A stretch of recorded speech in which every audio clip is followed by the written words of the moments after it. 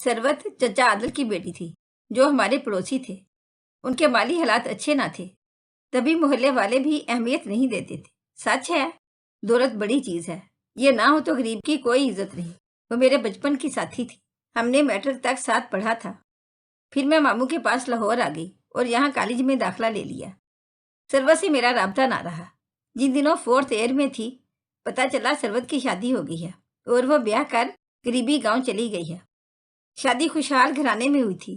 सरवत खूबसूरत थी, शायद इसी सबब उसका रिश्ता मालदार घराने में हो गया। तालीम मुकम्मल कर लेने के बाद मैं लाहौर से घर लौट आई। एक रोज जब सरवत को याद कर रही थी, दर पर दस्तक हुई। मेरे नाम का नामा आया था। हैरान थी, किसने भेजा है। लिफाफा चेक किया, सरवत का खत था। लिखा था, मेरी शादी हो गई है, तुम लाहौर में थी, वरना शायद शादी में जरूर शिरकत करती। न जाने अब हमारी मुलाकात कब हो, तुम बहुत याद आती हो। बेशक अमीर घराने की बहू हूँ, लेकिन खुश नहीं हूँ। शोहर अच्छे आदमी हैं, लेकिन उनके दुश्मन बहुत हैं। हर वक्त डर लगा रहता है, अल्लाह करे हमारी जल्द मुलाकात हो, तभी दिल का हाल सुनाऊंगी। खत पढ़कर यक गुना खुशी हुई, साथ ही अफसोस भी हुआ। लगता था वो मुश्किल में है, कुछ कहना चाहती है, कह नहीं सकती। उसकी विपदा मेरे सिवा कोई सुनने वाला ना था। सरवत को खत का जवाब देना चाहती थी, लेकिन ना दे सकी। उसने पता नहीं लिखा था। उन दिनों मोबाइल फ़ोन आम ना थे, उसका कोई फ़ोन नंबर भी मुझे मालूम ना था। उसकी वालदा को फौत हुए अरसा गुजर चुका था। एक बेवा फूफी थी, जिसे शोहर की वफात के बाद सरवत के वालिद अपने घर ले आए थे। उस खातून का एक बेटा था, जो सरवत से 6-7 बरस छोटा था। वो भी माँ के साथ अपने मामू के घर रहता था। उसका नाम फरहान था। सरवत का कोई भाई ना था। एक बड़ी बहन थी, जो शादीशुदा थी और अपने शोहर के हमरा सऊदी अरेबिया में रहती थी। तन्हाई के एहसास ने सरवत को घुला दिया था। वो फरहान को अपना भाई समझती थी। वक्त के साथ फरहान बड़ा हो गया, मैट्रिक के बाद ना पढ़ सका। आदिल चचा वफात पा गए, फूफी कमजोर और उम्र सीधा हो गई। भाई की वफात के बाद वो हमा वक्त उदास और परेशान रहती थी। अब्बू की उनसे दूर की रिश्तेदारी थी, तभी अम्मी कभी कभार फरहान की वालदा के पास चली जाती थी और उनकी माली मदद करती रहती थी। अब्बू ने फरहान को एक दुकान पर मुलाजिम करवा दिया था। उसे कलील तनख्वाह मिलती थी। माँ बेटे का गुजारा बड़ी मुश्किल से होता था। सरवत मेके बहुत कम आती, सुबह आती तो शाम को लौट जाती। मेके में उसे रात रहने की इजाजत ना थी। वो हमेशा देवर के हमरा आती, शोहर साथ नहीं होता था। एक रोज वो आई हुई थी, मुझे इल्म हुआ तो मैं मिलने चली गई। उसने बताया कि उसका शोहर नशा करने की वजह से बहुत कमजोर हो गया है। वो खुद नशा नहीं करता, बल्कि उससे करवाया जाता है। ये अजीब बात सुनकर मैं हैरान रह गई। सरवत ने मजीद बताया कि उसके ससुर जमींदार थे। उन्होंने 2 शादियां की। पहली बीवी से एक बेटा महमूद था, जो उसका शोहर है। महमूद 10 बरस का था, माँ फौत हो गई। बाप ने दूसरी शादी कर ली। दूसरी बीवी से 4 लड़के और 2 लड़कियां हैं। सुतेली माँ और उसके बच्चों को महमूद एक आंख ना भाता था। बाप की जिंदगी तक वो उसके साथ जुड़े रहने पर मजबूर थे, लेकिन अब उसकी जान के दुश्मन है। भाइयों ने खुद उसको नशे के रास्ते पर लगाया है, खुद इसे हीरोइन लाकर देते हैं। वो बहुत खौफजदा थी, नहीं जानती थी क्या अंजाम होने वाला है। वो शोहर को बचा सकती थी और ना 4 देवरों का मुकाबला कर सकती थी। वो उम्मीद से थी, कहने लगी, अब मैं बच्चे को जन्म देने से भी खौफजदा हूँ। ऐसा ना हो कि जायदाद की खातिर ये जालिम लोग उसका भी खात्मा कर दें। मैंने उसे तसल्ली दी कि फिक्र ना करो और अल्लाह पर भरोसा रखो, वो तुम्हारा मददगार होगा। दुआ करती रहा करो। अगर तुम आइंदा फैसले समझदारी के साथ करोगी तो सब ठीक हो जाएगा। मुद्दत बाद सरवत से मुलाकात हुई। खुशी महसूस करने की बजाय दिल पर बोझ लेकर लौट आई। इस वाकया के कुछ दिनों बाद मेरे लिए मामूजाद का रिश्ता आ गया और ब्याह कर लाहौर चली आई। बिल्कुल खबर ना रही कि सरवत अब किस हाल में है। वक्त तेजी से गुजरता रहा। 3 बच्चों की माँ बन गई और घर बार की मसरूफियात में खो गई। कभी कभी मेके जाना होता तो सरवत के बारे में जानने की फुर्सत ना मिलती। बच्चों के साथ लाहौर से सफर करना होता था, लिहाजा मेके कम ही जाती। ज्यादातर अम्मी मेरे पास आ जाती थी। एक दिन अम्मी ने बताया कि सरवत के शोहर का इंतकाल हो गया है। वो नशा करता था। हीरोइन ने जवानी में उसको मौत की वादी में उतार दिया। सरवत बेवा होकर बाप के घर वापस आ गई है। एक बेटा हुआ था, वो उसकी सास ने अपने पास रख लिया है। बेचारी बहुत उदास रहती है। तुम्हारे वालिद ने वकील से बात की है, تاکہ عدالت سے اس کا بیٹا اسے دلایا جا سکے، مگر ثروت ڈر گئی ہے۔ کہتی ہے اگر اس کی جانب سے کیس کیا گیا کہیں ایسا نہ ہو وہ لوگ بچے کو مار دیں۔ بہت دکھ ہوا، لیکن ہم کیا کر سکتے تھے؟ شاید اس کا نصیب ہی خراب تھا کہ اچھے گھرانے میں شادی ہو جانے کے باوجود وہ خوشی بھرے دن نہ دیکھ سکی۔ والد صاحب نے محلے کے کچھ معزز لوگوں کے ساتھ ثروت کے بڑے دیور سے بات کی تھی۔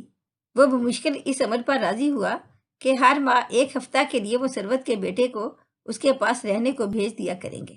اس دوران چھوٹا دیور بھی وہاں رہے گا اپنے بھتیجے کی حفاظت کے لیے۔ ثروت نے اس شرط کو منظور کر لیا۔ اب بچہ 1 ماہ میں 1 ہفتہ اس کے پاس رہنے لگا۔ وہ کہتی تھی یہ بھی غنیمت ہے، اپنی اولاد سے مل تو لیتی ہوں۔ گاؤں اس لیے نہیں جاتی کہ وہ مجھے دیور سے نکاح پر مجبور کریں گے، محض جائیداد کی خاطر۔ سسر کی زمینیں میرے اور میرے بچے کے لیے عذاب بن گئی ہیں۔ کون ماں اپنے رخت جگر کو خود سے جدا رکھنا چاہتی ہے؟ لیکن میرے مرحوم سسر کے بھائی کی یہی ضد ہے کہ چھوٹے دیور سے نکاح کر کے گاؤں میں رہو، یا پھر بچہ وہ خود رکھیں گے۔ مجھے دیور سے نکاح منظور نہیں، وہ مجھے ایک آنکھ نہیں بھاتا۔ وہی تو میرے شوہر کے لیے ہیرن لاتا تھا، مجھ سے کیوں کر مخلص ہو سکتا ہے؟ مجھے لگتا ہے کہ وہ لوگ مجھے اور میرے بیٹے کو ٹھکانے لگا کر جائیداد حاصل کرنا چاہتے ہیں۔ تم عدالت میں کیس کر سکتی ہو، بچہ تم کو قانون کے ذریعے مل سکتا ہے۔ میں نے ایک بار اور اسے سمجھایا تھا، کون مقدمے کی پیروی کرے گا؟ وہ با اثر لوگ ہیں۔ مقدمہ دائر کرنے پر بھی پیسہ لگتا ہے۔ فرحان کی تنخواہ اتنی کم ہے کہ 2 وقت کی روٹی بمشکل پوری ہوتی ہے۔ میں سسرالیوں سے دشمنی مول نہیں لے سکتی تھی۔ ثروت کے خدشات درست تھے، لوگ محض تسلی دیتے تھے، ساتھ نبھانے والا کون تھا؟ اس لیے وہ معاملہ عدالت تک نہ لے جانا چاہتی تھی۔ میں اپنے شوہر کے ساتھ عمرہ کرنے گئی تھی، بچے میری ساس کے پاس تھے۔ جب لوٹی تو والدہ مبارکباد دینے لاہور آئیں۔ ثروت کا پوچھا تو رنجیدہ ہو کر بولی، بیٹی وہ اب دنیا میں نہیں ہے۔ یہ کیسے ہوا ماں؟ وہ تو ٹھیک ٹھاک تھی۔ میں نے حیرت سے سوال کیا۔ بیٹی کچھ دنوں سے وہ بہت پریشان تھی، مالی حالات سے مجبور ہو کر اس نے نوکری کر لی تھی۔ یہ بات اس کے سسرال والوں کو پسند نہ تھی۔ اس کا دیور اعتراض کرتا تھا۔ وہ لوگ کہتے تھے اخراجات ہم سے لے لو، لیکن گھر سے باہر قدم مت نکالو، ورنہ ہم بچے کو تم سے ملوانے نہیں لائیں گے۔ فرحان نے جانے کس باعث نوکری چھوڑ دی تھی، تبھی ثروت نے ملازمت اختیار کی۔ دیور اس کی جان کا دشمن ہو گیا تھا۔ اس نے محلے میں یہ بات مشہور کر دی کہ ثروت کا چال چلن ٹھیک نہیں ہے، اسی وجہ سے یہ میکے میں رہنے پر مضر ہے، جبکہ میکے میں ایک پھوپھی زاد کے سوا کوئی نہیں ہے۔ اس کے دیور کا نام شہاب تھا۔ اس نے فرحان کو اپنا ہم نوا کر دیا۔ فرحان بھی اب یہی چاہتا تھا کہ ثروت سسرال چلی جائے، دیور سے نکاح کر دے، اپنے باپ کا گھر چھوڑ دے تاکہ وہ اس مکان کو فروخت کر سکے۔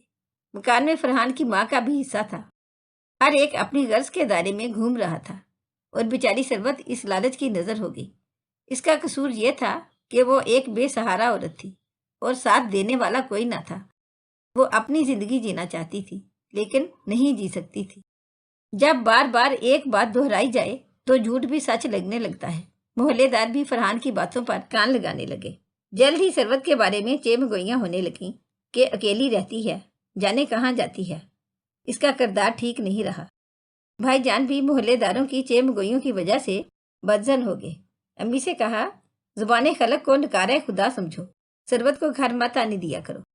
اس کے بارے میں لوگوں کی رائے خراب ہو چکی ہے، آخر یہ شادی کیوں نہیں کرتی؟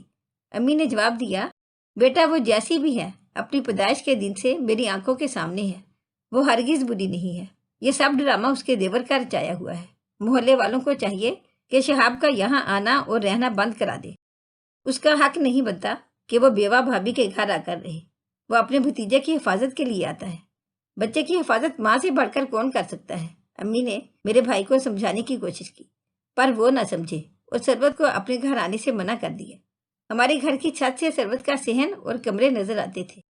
ایک روز بھابھی چھت پر کپڑے ڈالنے گئی۔ انہوں نے دیکھا کہ ایک شخص ثروت کے مکان میں صحن سے گزر کر کمرے کی طرف گیا ہے۔ بھابھی نے امی کو بتایا، وہ کمپنی میں کام کرتی ہے، ہوگا کوئی آفس کا آدمی، تم کیوں اس کی جاسوسی کرتی ہو؟ بھابھی اس دم تو خاموش ہو رہی، لیکن ان کو ثروت کی ٹوہ نے آرام نہ لینے دیا۔ انہوں نے یہ کھوج لگا لیا کہ وہ شخص تبھی آتا ہے جب اس کا دیور گاؤں میں ہوتا ہے۔ ایک دن پتہ چلا کہ اس کا دیور اچانک گاؤں سے آ گیا اور اس نے اس آدمی کو گھر سے نکلتے دیکھ لیا۔ اس نے ثروت سے پوچھا، کون آدمی تھا یہ؟ وہ بولی، میرے آفس میں کام کرتا ہے، میرا بھائی بنا ہوا ہے، کچھ فائل ورک جو مجھے نہیں آتا وہ سکھانے آتا ہے۔ شہاب نے ثروت سے کچھ نہ کہا، لیکن فرحان کے خوب کان بھرے۔ اس کو باور کرا دیا کہ ثروت کے تعلقات کسی شخص سے ہیں جو تمہاری غیر موجودگی میں آیا تھا، اور میں نے اس کو گھر سے نکلتے اپنی آنکھوں سے دیکھا ہے۔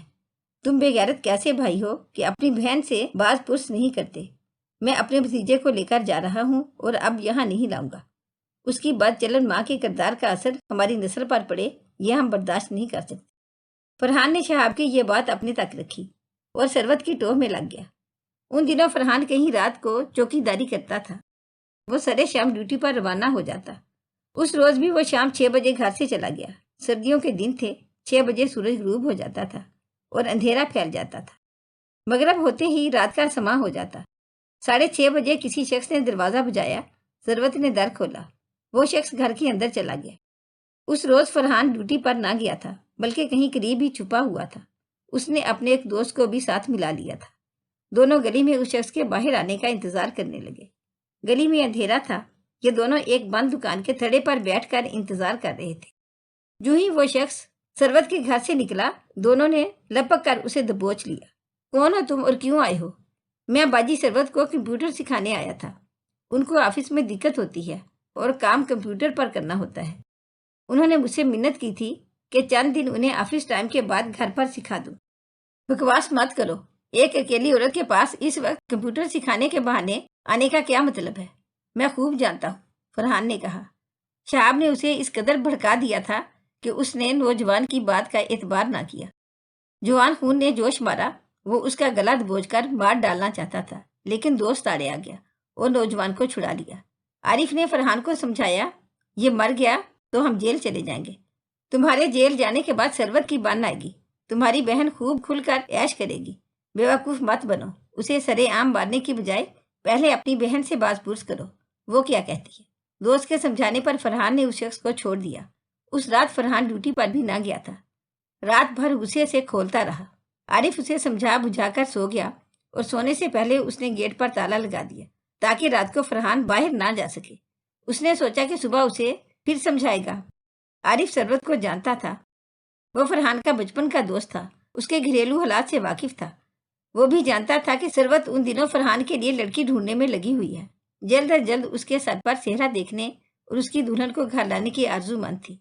جو بہن ایسا سوچ رہی تھی، وہ بھلا کیوں کر اپنے بھائی کی عزت و آبرو کو خاک میں ملانے کے لیے ایسی حرکت کر سکتی تھی۔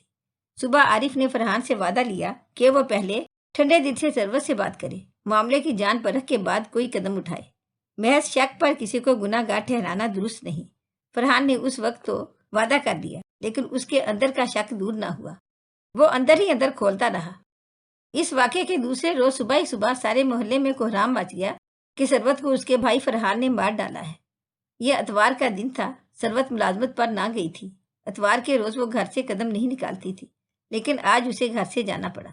اپنے قدموں پر چل کر نہیں، بلکہ پولیس والوں کی ایمبولینس میں۔ پولیس فرحان کو بھی گرفتار کر کے لے گئی۔ پولیس نے جب سے تفتیش کی تو اصل بات سامنے آ گئی۔ ثروت نے جس کمپنی میں ملازمت کی تھی، وہاں کمپیوٹر پر کام ہوتا تھا۔ کمپیوٹر ثروت کے پاس نہ تھا۔ کمپنی کا ملازم ایک رحم دل انسان تھا۔ اس نے اپنی طرف سے کچھ عرصے کے لیے ثروت کو کمپیوٹر فراہم کر دیا اور اپنے آفس کے ایک کلرک کو ہدایت کر دی کہ چند دن گھر پر جا کر اس خاتون کو کام سکھا دو۔ ثروت چونکہ ضرورت مند اور اچھی لڑکی تھی، تبھی باس نے اس کی مدد کی تھی۔ معلوم نہ تھا کہ اس بات کو ایشو بنا کر اس قدر ہوا دی جائے گی کہ اس بیچاری کی جان چلی جائے گی۔ اس سارے المیے میں انہی لوگوں کو فائدہ ہوا جو روز اول سے ثروت کے دشمن تھے۔ وہ اسے اور اس کی اولاد کو اپنی ملکیت میں حصہ دینا نہ چاہتے تھے۔ ثروت بچے کے بارے میں سوچتی تھی تو پریشان ہو جاتی تھی کہ جانے وہ کس حال میں ہوگا۔ اتفاق سے ایک دن ہم اس کے سسرالی گاؤں گئے، جہاں میرے شوہر کے کچھ عزیز رہتے تھے۔ ان کے گھر شادی کی تقریب میں مدعو کیا گیا تھا۔ میں خاص طور پر اپنے رفیق حیات کے ہمراہ گئی تھی، شاید ثروت کے بارے میں کچھ سنگن مل جائے۔ شادی میں ایک عورت سے اس کے بچے کے بارے میں دریافت کیا۔ اس نے بتایا کہ ثروت کا بچہ وفات پا چکا ہے۔ وہ ماں کے بغیر اداس رہتا تھا، صحت بھی گر گئی تھی۔ ستیلی دادی اور پھپھیاں اس بچے کا کچھ خیال نہ کرتی تھی۔ ایک روز جبکہ سخت گرمی پڑ رہی تھی، بچہ اے سی والے کمرے سے نکلا اور گھر سے باہر چلا گیا۔ کھیتوں میں ٹیوب ویل چل رہا تھا۔ اس کے ٹھنڈے پانی میں گاؤں کے کچھ بچے نہا رہے تھے۔ ثروت کا بیٹا بھی حوض میں اتر گیا۔ اس وقت لو چل رہی تھی۔ بچہ جو ہی حوض سے نہا کر نکلا اسے فالج ہو گیا۔ وہ گر گیا اور پھر اس کی وفات ہو گئی۔ مجھے بہت دکھ ہوا۔ ثروت رہی اور نہ اس کا نام لیوا رہا۔ فرحان کچھ سال کی قید بھگت کر واپس آ گیا، لیکن ثروت کو جو ایک غریب گھرانے کی لڑکی تھی اسے ایک بڑے ذمہ دار کی بہو بن جانے کی بہت بڑی سزا ملی۔ ثروت کے باپ نے لڑکے کے خاندان کی عمارت تو دیکھی، یہ نہ دیکھا کہ خود لڑکے میں کیا عیب ہے۔ ان کی دولت کچھ کام نہ آئی۔ بیچاری ثروت کی زندگی برباد ہو گئی۔ بالآخر اس کی جان چلی گئی۔ میں آج کل لاہور میں رہتی ہوں۔ جب کبھی میکے جانا ہوتا ہے چچا عادل کے گھر پر تالا دیکھ کر دل میں ہوک سی اٹھتی ہے۔ یہ وہی گھر تھا جس کے آنگن میں کبھی میں اور میری بچپن کی ساتھی اکٹھے کھیلا کرتے تھے۔ آج اس گھر کو کفر لگ چکا تھا۔ کچھ مکانوں کی تقدیر بھی کتنی خراب ہوتی ہے۔ مفلسی کا سائبان ہوتے ہیں یا پھر مکین ہی باقی نہیں رہتے، بس خالی مکان رہ جاتا ہے۔ اگر آپ کو ہماری آج کی کہانی اچھی لگی ہو تو پلیز اسے لائک کریں، شیئر کریں اور مزید اچھی ویڈیو کے لیے ہمارے چینل کو سبسکرائب کریں۔ شکریہ۔